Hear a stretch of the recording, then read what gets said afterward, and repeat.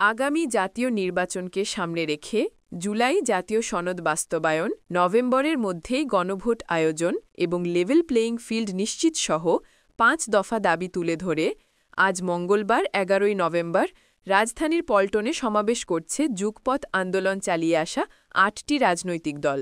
সমমনা দলগুলো হল বাংলাদেশ জামায়াতে ইসলামী, ইসলামী আন্দোলন বাংলাদেশ, বাংলাদেশ খেলাফত মজলিস, নেজামে ইসলাম পার্টি, বাংলাদেশ খেলাফত আন্দোলন, বাংলাদেশ ডেভেলপমেন্ট পার্টি বিডিপি এবং জাতীয় গণতান্ত্রিক পার্টি জাগপা। এর আগে গত ৭ নভেম্বর দলগুলো প্রধান উপদেষ্টার কাছে স্মারকলিপি জমা দিয়েছিল, তবে সরকারের পক্ষ থেকে কোনো ইতিবাচক সাড়া না পাওয়ায় আজকের সমাবেশের কর্মসূচি ঘোষণা করা হয়।